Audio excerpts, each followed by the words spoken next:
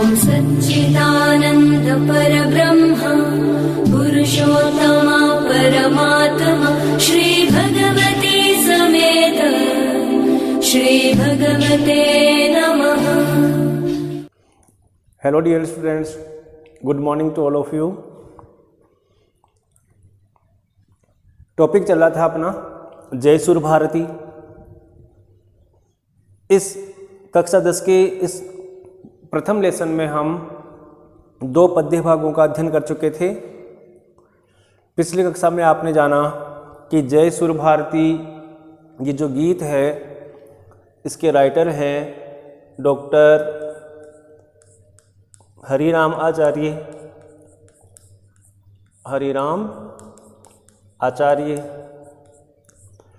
सन 1966 में इसकी रचना की।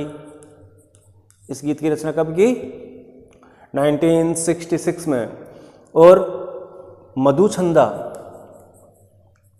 मधुछंदा नामक ग्रंथ में ये संकलित है, या उस ग्रंथ से ये संकलित है। वसंत बहार इसकी राग है। तो 2 पद्यों का आप अध्ययन कर चुके थे। तीसरा पद्य है आसीना भव मानस हंसे कुंद तुहिन ससी धवले हर जड़ताम कुरु बोधि विकासम सित पंकज तनु विमले। इस गीत के माध्यम से कवि ने माँ सरस्वती की वंदना की है। और इस गीत में प्रयोग किए गए इन 4 पद्यों में कवि ने कुल 10 सरस्वती के विशेषण शब्दों का प्रयोग किया है। तो कुंद तुहिन ससी धवले मानस हंसे आसीना भवे, जब आप इसका अन्वय करोगे ना तो ये जो संबोधन पद है ना, ये जो संबोधन पद भी कह सकते हो, विशेषण के रूप में भी जो प्रयोग किया गया है, तो इस तीसरे पद्य का जब आप अन्वय करोगे तो जो दूसरा चरण है इसको आप पहले के साथ जोड़ दोगे, और जो चौथा चरण है उसको तीसरे के साथ जोड़ दोगे। तो अन्वय किस तरीके से बन जाएगा? हे कुंद तुहिन ससी धवले मानस हंसे आसीना भवे। भव जो क्रिया है ना वो अंत में चली जाएगी। इसी प्रकार हे सित पंकज तनु विमले जड़ताम हर बोधि विकासम च कुरु, अर्थात हे चमेली बर्फ और चंद्रमा के समान उज्जवल वर्ण वाली मां सरस्वती, मानस हंसे मेरे मन रूपी हंस पर आसीना भवे विराजमान हो जाओ। हे श्वेत पंकज के समान उज्जवल शरीर वाली तनु विमले, सित पंकज तनु विमले, सित पंकज श्वेत कमल के समान, जिसको पुंडरीक भी कहते हैं। हे पुंडरीक के समान या हे श्वेत पंकज, हे श्वेत कमल के समान उज्जवल शरीर वाली, उज्जवल वर्ण वाली मां सरस्वती, जड़ताम हर हमारी मूर्खता को हरो, हमारे अज्ञान को नष्ट करो, और बोधि विकासम करो, हमारी बुद्धि का विकास करो। तो जब आप इस तीसरे चरण को देखोगे ना, तीसरे पद्य को देखोगे, तो इसमें कुल 3 क्रिया रूप प्रयोग किए गए हैं, और उन तीनों ही क्रियाओं में मध्यम पुरुष के एक वचन की क्रिया का प्रयोग किया गया है और लोट लकार का प्रयोग है। जैसे भव कुरु हर, भव की मूल धातु भू, कुरु की मूल धातु क्री, हर की मूल धातु री, और इन तीनों में ही लोट लकार है, तीनों में ही मध्यम पुरुष का एक वचन है। और ये जो जड़ताम रूप देख रहे हो, इस जड़ताम में मूल शब्द तो है जड़, अज्ञानता या मूर्खता, और इसी में जुड़ा हुआ है तल प्रत्यय। कौन सा प्रत्यय? तल, जिसका ता भाग जुड़ता है। तल प्रत्यय का प्रयोग विशेषण शब्दों को भाववाची शब्दों के रूप में परिवर्तित करने के लिए किया जाता है।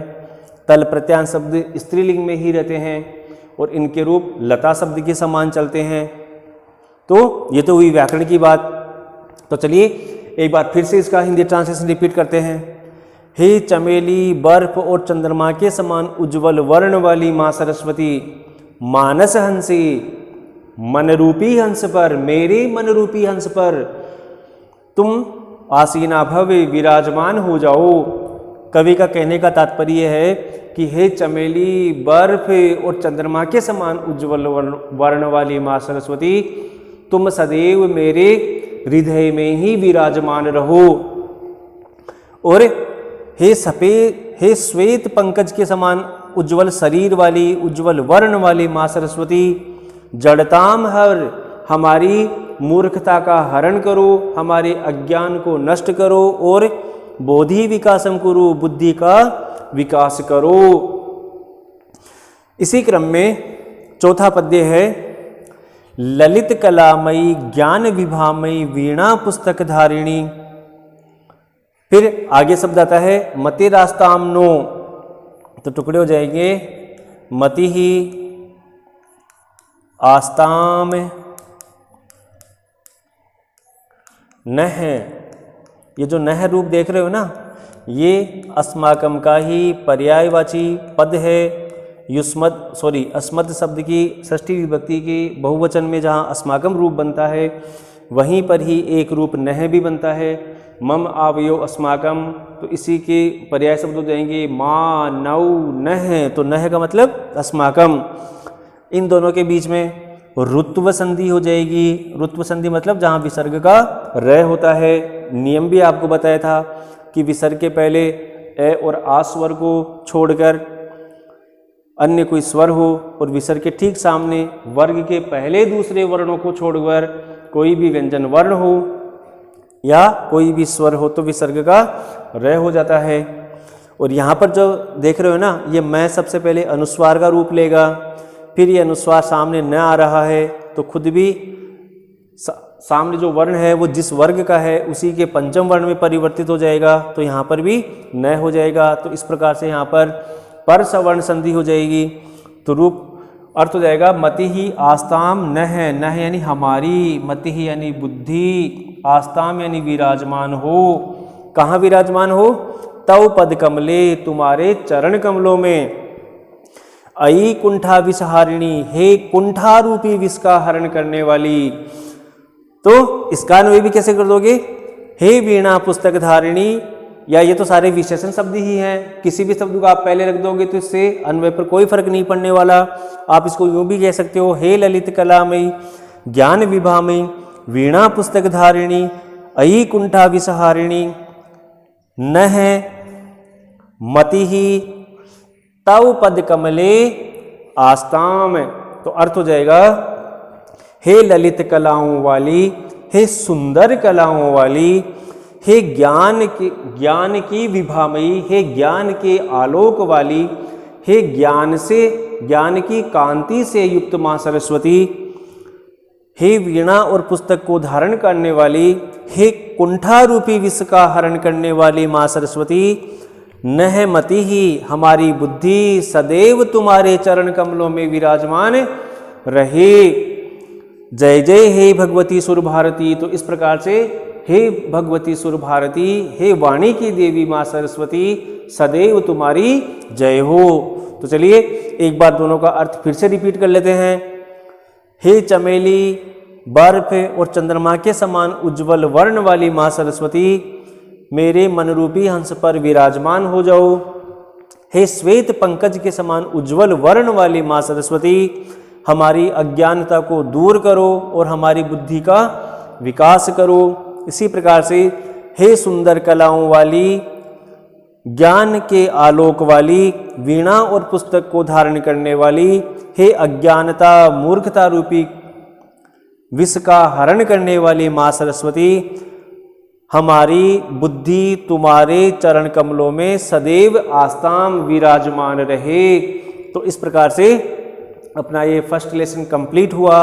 आप इसका अपनी फेसबुक में हिंदी ट्रांसलेशन करोगे और अभी से अभ्यास करोगे कि जब आप इस पाठ का लेसन का हिंदी ट्रांसलेशन करो तो सबसे पहले आप लगाओगे,